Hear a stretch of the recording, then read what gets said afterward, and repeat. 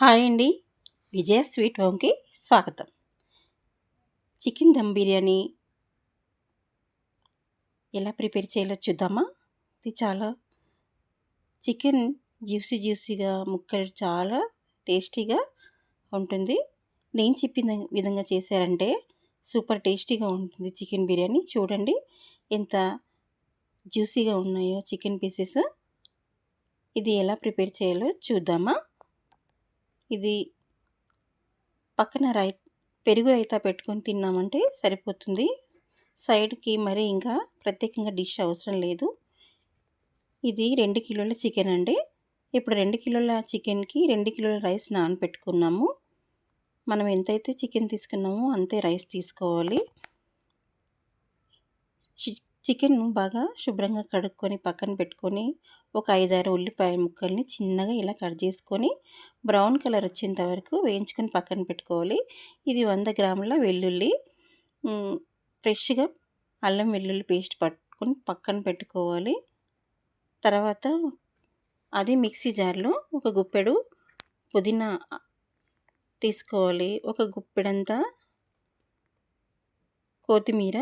ఇప్పుడు ప్లేట్లో చూపిస్తున్న మసాలాలన్నీ ఒక 4 లవంగాలు, 5-6 లవంగాలు, 5-6 ఇలాచీలు, 1 టేబుల్ స్పూన్ షాజీరా, 2 ఇంచుల చెక్క, కొద్దిగా 2 రెమ్మల జాపత్రి, మరాఠీ మొగ్గ 2, స్టార్స్ పూలు ఒక 3 అన్నీ వేసుకొని దాంట్లో మిక్సీ పట్టుకోవాలి. ఒక 3 టేబుల్ స్పూన్ పెరుగు వేసుకోవాలి. పెరుగు వేస్తే మెత్తగా మెదుగుతాయి అన్నీ మిక్సీలోనే వేసుకోవాలి. ఒక టేబుల్ స్పూన్ పెరుగు వేసుకొని పట్టుకుంటే అది స్మూదీగా తయారవుతుంది, బాగా పేస్ట్ లాగా అవుతుంది మసాలా అంతా. ఇప్పుడు మనం ఏదైతే బిర్యానీ చేసుకోవాలనుకున్నామో అదే గిన్నెలో మనము చికెన్ని వేసుకొని ఫ్రైడ్ ఆనియన్స్ వేసుకోవాలి. ఒక 4 టేబుల్ స్పూన్ల అల్లం వెల్లుల్లి పేస్టు, మనం ఇందాక మిక్సీ పట్టుకున్నాం కదండి, పుదీనా, పచ్చిమిర్చి, కొత్తిమీర అవన్నీ ఆ మసాలా వేసుకోవాలి. ఒక 2 కప్పుల పెరుగు వేసుకోవాలి.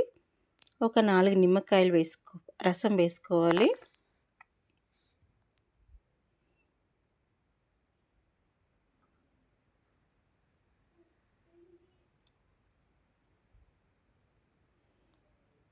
ఇది చాలా టేస్టీగా ఉంటుంది బిర్యానీ. పిల్లలు కూడా ఎక్కువ మసాలా లేకుండా ఇష్టంగా తింటారు బిర్యానీని.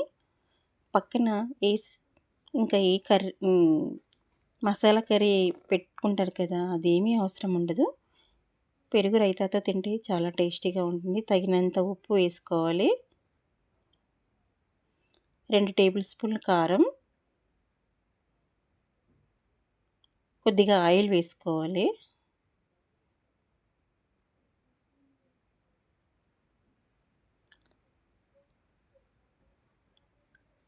ఈ మసాలా అంతా ఒక 1-2 గంటల పాటు మ్యాగ్నేట్ చేసుకుంటే బాగుంటుంది చికెన్ని. మసాలా అంతా పట్టేసి బాగా ముక్కలకి జ్యూసీగా ఉంటాయి చికెన్ పీసెస్. ఇప్పుడు తగినంత కొద్దిగా అజినోమోటో, టేస్టింగ్ సాల్ట్ కొద్దిగా వేసుకోవాలి, 1 స్పూన్ అంతా. మీకు ఇష్టం లేకుంటే అవాయిడ్ చేసుకోవచ్చు. ఇదంతా మ్యాగ్నేట్ చేసుకొని ఒక 2 గంటల పాటు పక్కన పెట్టేసుకోవాలి. ఇప్పుడు 2 గంటలు అయిపోయిన తర్వాత ఒక గిన్నెలో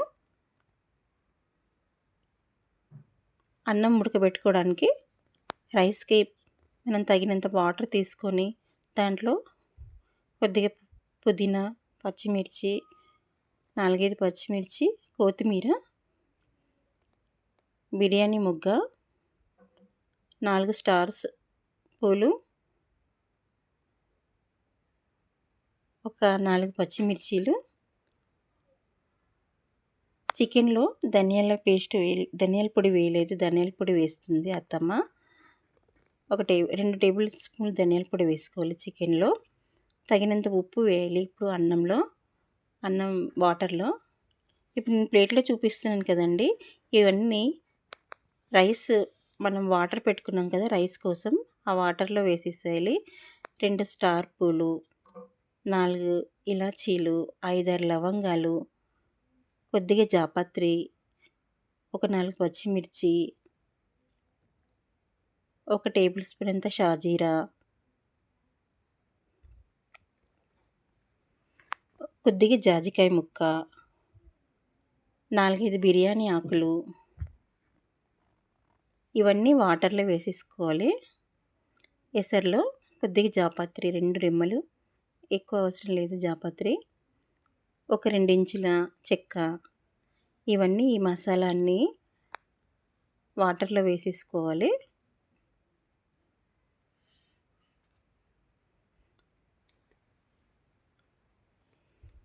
ఇప్పుడు చికెన్ని మనం పొయ్యి మీద పెట్టేసుకొని ఒక 30% ఉడికించుకోవాలి.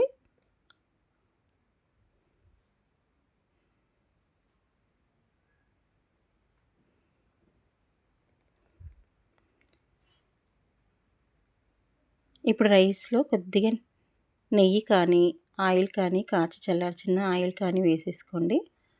ఎందుకంటే మనం రైస్ బాగా పొడి పొడిగా వస్తుంది. ఇది నార్మల్ రైసే అండి, మీరు బాస్మతి రైస్తో కూడా చేసుకోవచ్చు. చికెన్ ఉడికిపోయిందండి. ఇప్పుడు రైస్ కూడా 75% ఉడికించుకోవాలి. ఈ రైస్ని ఒక జాలిగంట ద్వారా తీసేసుకొని మనం ఒక లేయర్ లాగా వేసుకోవాలి. పొయ్యి మీద ఒక పెన్నం లాంటిది పెట్టేసుకొని ఆ పెన్నం మీద ఈ బిర్యానీ గిన్నెని వేసేసి పెట్టుకోవాలి. రైస్ ఒక లేయర్ లాగా వేసుకొని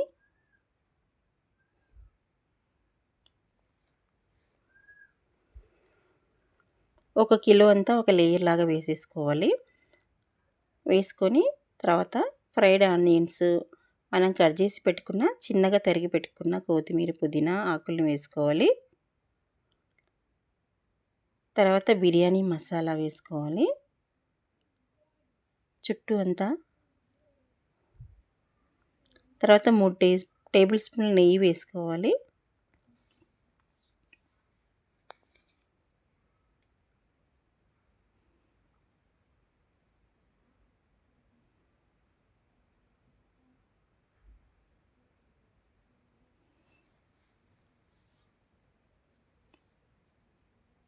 మిగతా రైస్ని కూడా అదేవిధంగా సెకండ్ టైం కూడా ఇలాగే రైస్ వేసేసుకొని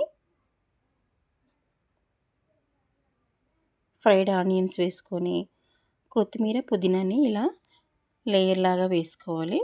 తర్వాత బిర్యానీ మసాలా 3 టేబుల్ స్పూన్ల నెయ్యి వేసుకొని బిర్యానీ మసాలా ఒక 2 టేబుల్ స్పూన్స్ వేసుకోవాలి.